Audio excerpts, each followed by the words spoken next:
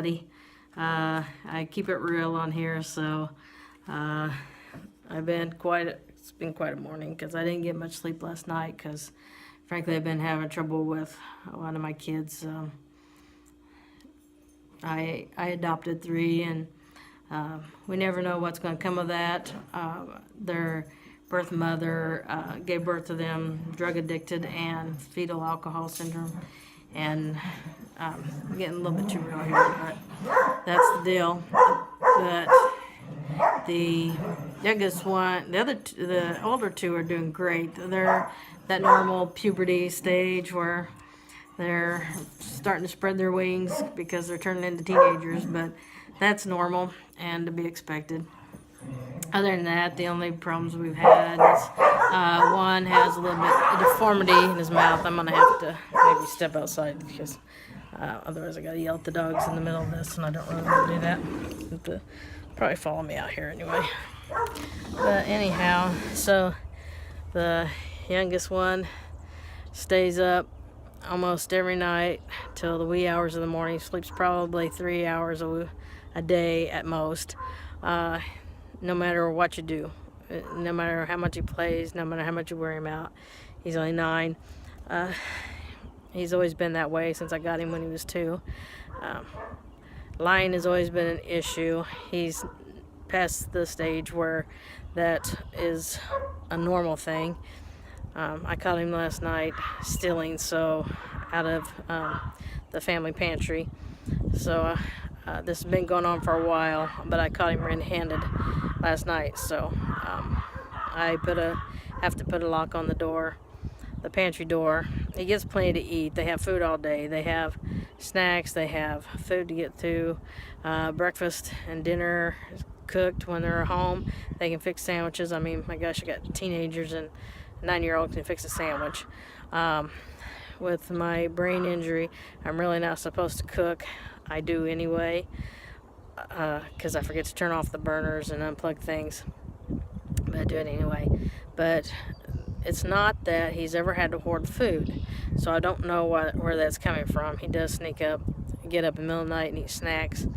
So it's getting kind of rough. But I made some phone calls today, so he'll start getting therapy and some testing done to see if there's anything else going on that we can handle, because believe me, I've done everything I know to try, between negative reinforcement, positive reinforcement, withdrawing benefits, withdrawing toys, withdrawing any screen time, including television. I praised him on things that he's done well. I just worry that there's something more going on, psychological, and it really concerns me. So that's kind of been the focus of the day. I did go to the grocery store today, wore myself out. It was terrible. But I got it done. So yay on that. We'll be happy that we at least got that done. And I get to take a nap today. I want to get back on. I've been terrible about getting videos up. Things have been crazy around here. But we had spring break last week, so everybody's back to normal schedules today. So that helps. And my roof was torn up. My former foster child of mine came over yesterday. He's grown now, and he's done some roofing, so he fixed my roof, and my porch was torn up. And I'll show you. They fixed my porch. If I can...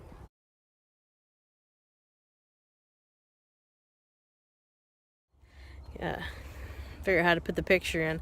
I put the before picture in.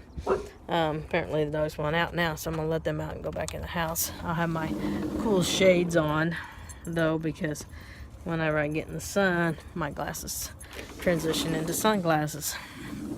So yay.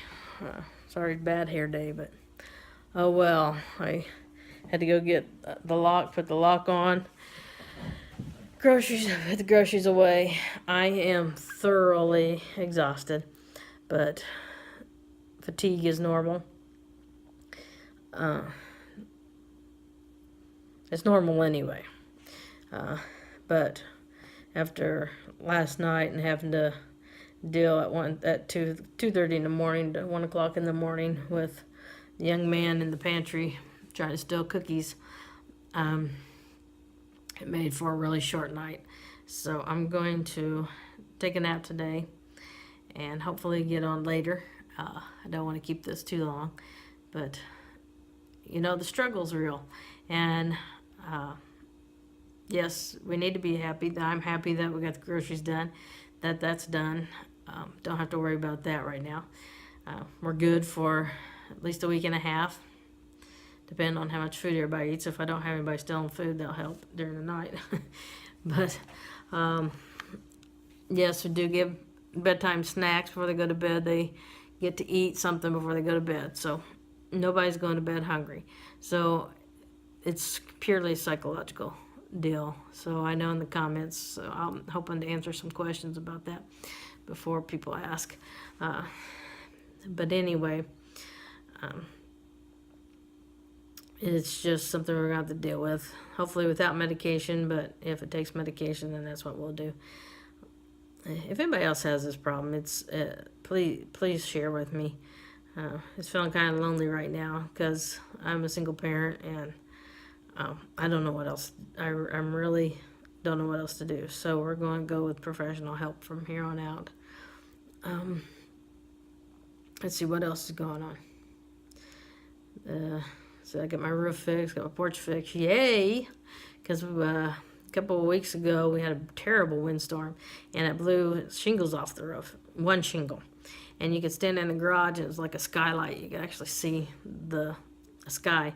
And so yesterday my boy came over and he he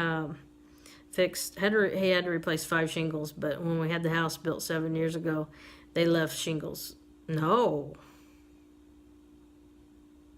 What year is? Yes, 7 years ago. And so they had shingles left over, so about 30. So luckily he just replaced 5 and it wasn't any big deal. So we got them replaced, and we did have a rainstorm 2 days ago, I think it was, or 3 days ago. And I mean, it rained a lot. The yard was flooded, and the garage got a little wet. But as far as I could tell, it didn't come into the house. So the garage we can handle, and now that it's fixed, there shouldn't be any more issues. So I'm really proud of him and really grateful to him for coming out and helping.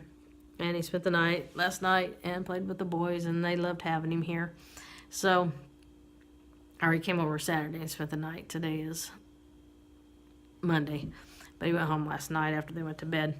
So anyway, it was wonderful seeing him, and it brings joy to my heart when those that I cared for over the years come back and visit. And this particular kid has a special place in my heart. It always has. But in my heart, he'll always be mine, whether he is legally or not. But I do have the 3 legals, so we just get the one straightened out. We should be smooth sailing here before long. I'll try to keep you informed. I know this one's not about chronic illness, but trying to deal with chronic illness and raise a family and being a single parent, and I had to fire my caregiver a while back, and so I haven't tried to get another one because I'm gun shy now.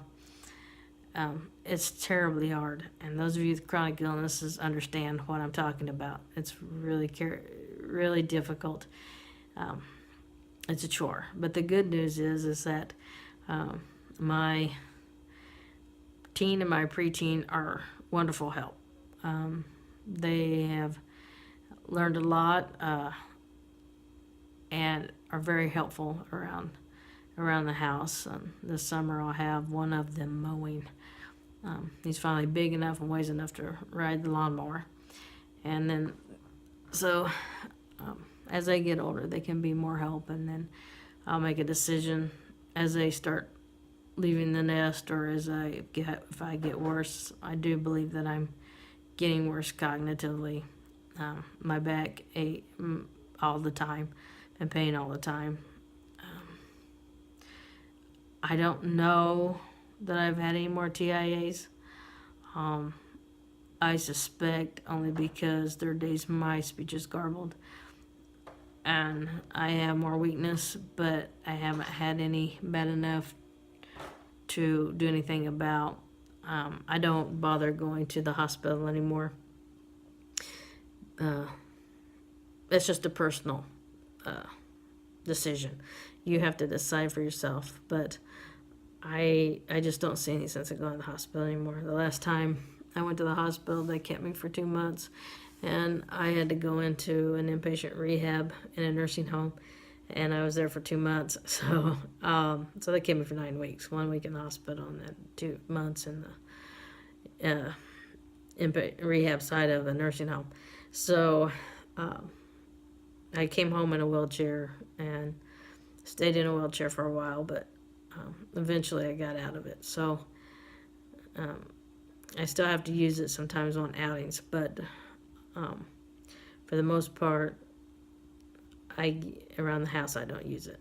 And I think had I not gone to the hospital, maybe I would have never ended up in a wheelchair. Maybe I would have. I don't know, because it was just overnight that all of a sudden my legs, the muscles were as weak as could be. I mean, it was like I had been bedridden for years.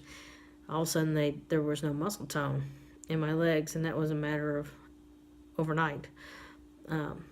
So we kind of call mine episodes. It mimics MS. It's recurring like MS. It appears as strokes, but acts like MS. So it's quite the, I don't know the word. It's quite the mystery. I just think that we have to be each other's advocates and love on each other. And I appreciate all of you that have subscribed, and I appreciate your comments. Stick around, and if you like this, want to hear more, and are interested in even in the outcome of what happens with my kid, but chronic illness and single parenting and brain fog, brain injury, stroke, MTHFR, muscle weakness, back pain. I had 2 back surgeries. I had fused neck and a lower back surgery, and the lower back was 17 years ago, and still have considerable pain, more so than I did. And so I get it, and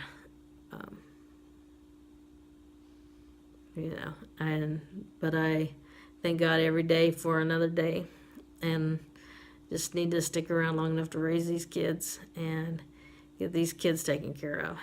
So if you can, boy, my hair looks bad. If you can relate to any of this, please comment below. Subscribe, hit the subscribe red button at the bottom if you'd like to join us. The bell notifies you whenever I put up a new post, which is pretty random at this point, and so it might help to have the little bell. And if you can understand, and if you're a single parent, regardless whether you have a chronic illness or don't, but a single parent, because that in itself is a tough one. If you're a single parent, like the video, and let me know that there are other single parents out there, and let us know how many kids you have. So I'm going to let you go, and have a great, wonderful day. God bless. Bye-bye.